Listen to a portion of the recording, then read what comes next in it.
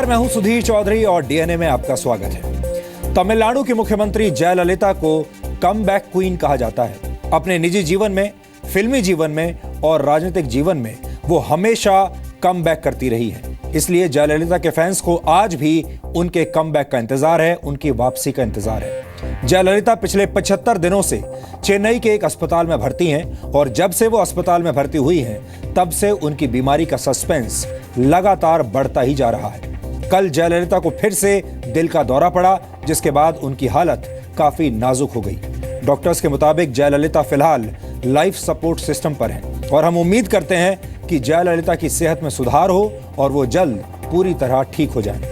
भारत में ये संस्कार भी है कि जब आपके आसपास कोई बीमार होता है तो आप उसके लिए प्रार्थना और दुआएं करते हैं। आज देश जयललिता के बारे में सोच रहा है, इसलिए आज का दिन जयललिता से आपका परिचय करवाने का दिन भी है।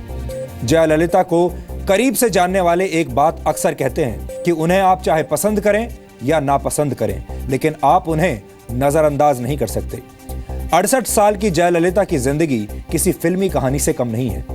फिल्मों के पर्दे से लेकर राजनीति के सिंहासन तक हर मोर्चे पर जयललिता ने अपनी विजय का उद्घोष किया है और जिंदगी में हर तरह के उतार चढ़ाव का सामना उन्होंने बड़ी हिम्मत के साथ किया है। हमारे बहुत सारे दर्शकों को और खास तौर पर युवाओं को जयललिता के निजी और राजनीतिक जीवन के बारे में शायद बहुत जानकारी नहीं होगी। इसलिए हमने जयललिता के जीवन पर आज गहरा रिसर्च किया है।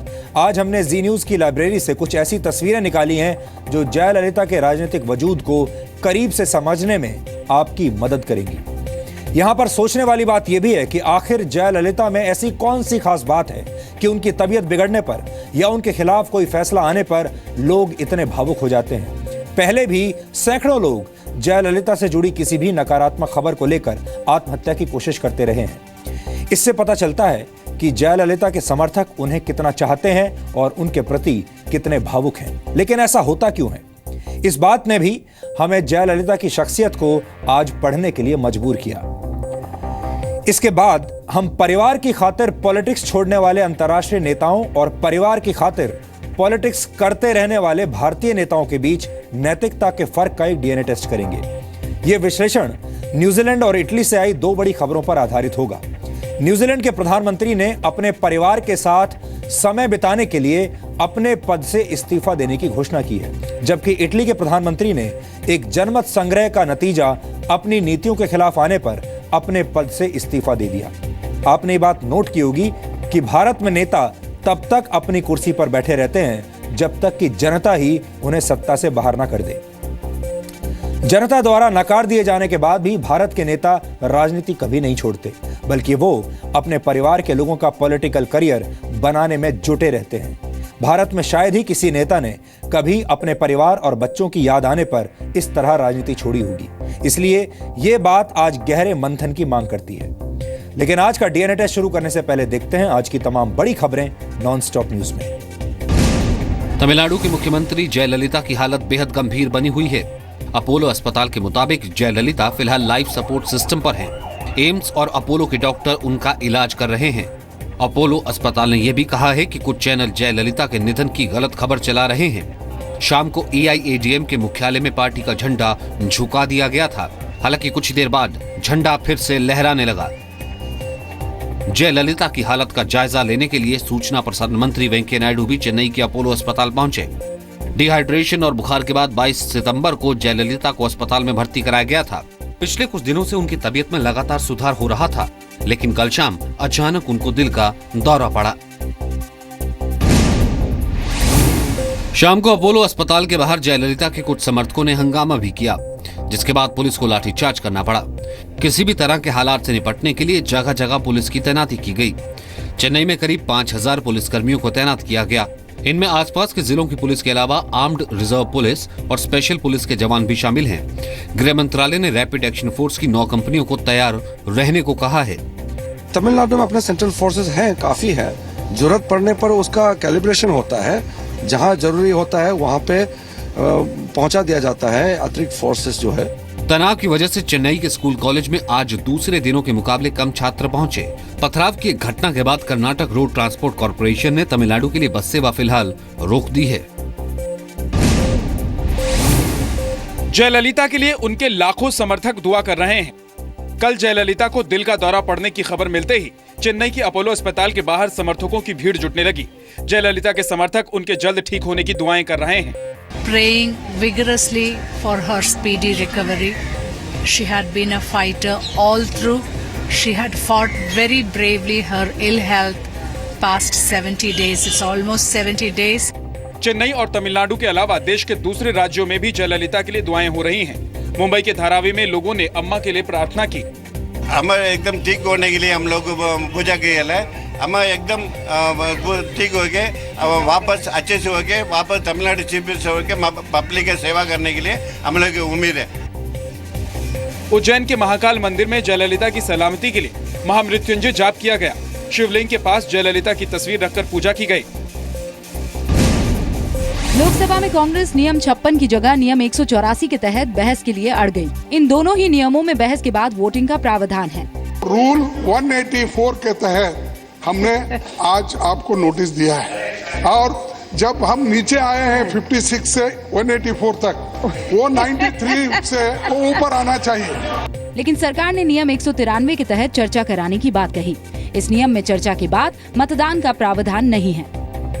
लेकिन आपके पास बहुत ही पार्टियां डिबेट के लिए और डिस्कशन के लिए 193 का आप नोटिस दिया हुआ है। स्पीकर ने कहा कि सभी पार्टियां चाहे तो बिना किसी नियम के भी चर्चा हो सकती है। अभी आप चर्चा करना चाहोगे तो बिना नियम की भी चर्चा की मैं अनुमति दे सकती हूँ। भारतीय नौसेना की युद्धक जहाज INS बेतवा के साथ हुए हादसे में नेवी के 2 जवानों की मौत हो गई और 14 घायल हो गए।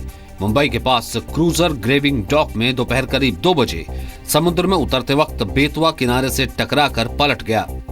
आज दोपहर को जब उसको अनडॉक कर रहे थे तो 13:50 मतलब 1:50 लगभग 2 बजे करीब जब उसकी अनडॉकिंग कर रहे थे तो ये हादसा हुआ है। नौसेना के मुताबिक हादसे में हुए नुकसान का पता लगाया जा रहा है। इससे पहले 2014 में भी एक एक्सीडेंट में बेतवा के सोनार सिस्टम को नुकसान हुआ था। गाइडेड मिसाइल से लैस 126 मीटर लंबे INS बेतवा को 2004 में नौसेना में शामिल किया गया था। देश में कैशलेस ट्रांजैक्शन को बढ़ावा देने के लिए केंद्र सरकार ने बड़ा फैसला लिया है। सरकार अब अपने सप्लायर्स और ठेकेदार को 5,000 रुपए से ज्यादा का भुगतान सिर्फ ई-पेमेंट से करेगी। अभी तक ये सीमा 10,000 की थी। इस बारे में वित्त मंत्रालय ने सभी मंत्रालयों और विभागों को निर्देश जारी कर दिया है। मंत्रालयों और विभागों से कहा गया है कि तुरंत इस फैसले को लागू किया जाए। नोटबंदी के फैसले के बाद सरकार कैशलेस ट्रांजैक्शन को बढ़ावा देने की कोशिश में लगी हुई है। गृह मंत्रालय ने सभी राज्य सरकारों से कहा है कि नेशनल हाईवे के टोल प्लाजा पर पुलिस की तैनाती की जाए। गृह मंत्रालय को आशंका है कि टोल वसूली को लेकर नेशनल हाईवे पर हालात बिगड़ सकते हैं। नोटबंदी के फैसले के बाद टोल प्लाजा पर टोल की वसूली रोक दी गई थी, लेकिन 3 दिसंबर से फिर से टोल वसूला जा रहा है। लोगों की दिक्कतों को देखते हुए सरकार ने कई टोल प्लाजा को कैशलेस बनाया है और वहां स्वाइप मशीन से पेमेंट ली जा रही है। दिल्ली में मनी लॉन्ड्रिंग के मामले में गिरफ्तार एक्सिस बैंक के 2 अधिकारियों को 7 दिन के लिए ईडी की हिरासत में भेजा गया है। शोभित सिन्हा और विनीत कुमार एक्सिस बैंक की कश्मीरी गेट ब्रांच में तैनात थे। आरोप है कि नोटबंदी के फैसले के बाद दोनों कमीशन और सोने के बदले कुछ ज्वेलर्स की ब्लैक मनी को सफेद करने में लगे थे। पिछले महीने दिल्ली पुलिस ने उन्हें 3.5 करोड़ की रकम के साथ हिरासत में लिया था। बाद में इस केस को प्रवर्तन निदेशालय को सौंप दिया गया। छानबीन के बाद ईडी ने दोनों को गिरफ्तार कर लिया। ईडी ने इनसे 3 किलो सोना जब्त किया है।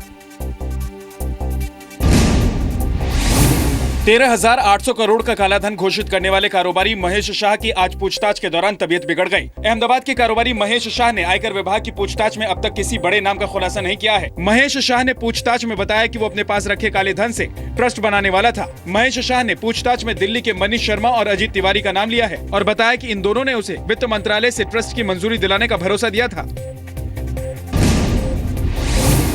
पीएम मोदी ने टाइम मैगजीन के पर्सन ऑफ द ईयर खिताब के लिए ऑनलाइन रीडर्स पोल जीत लिया है।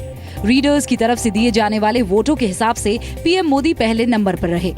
पीएम मोदी को 18% लोगों ने चुना। वहीं अमेरिका के राष्ट्रपति बराक ओबामा, निर्वाचित राष्ट्रपति डोनाल्ड ट्रंप और विकीलीक्स के संस्थापक जूलियन असांज को सिर्फ 7% लोगों ने पर्सन ऑफ द ईयर चुना। अमेरिका की पूर्व विदेश मंत्री हिलेरी क्लिंटन 4% लोगों की पसंद रही, जबकि फेसबुक के संस्थापक मार्क जकरबर्ग को सिर्फ 2% वोट मिले। पीएम मोदी को सबसे ज्यादा वोट भारतीय लोगों ने दिए हैं। अमेरिका के कैलिफोर्निया और न्यू जर्सी के लोगों ने भी पीएम को पसंद किया। हालांकि time person of the year की विजेता का आखिरी फैसला 7 दिसंबर को होगा। मैगजीन के एडिटर्स की टीम विजेता का नाम तय करेगी। नए मोदी जी को पर्सन ऑफ ईयर चुना गया है, उसके लिए मोदी जी को बहुत बहुत बधाई। बहुत बधाई है आपको, सूचना देने के लिए धन्यवाद।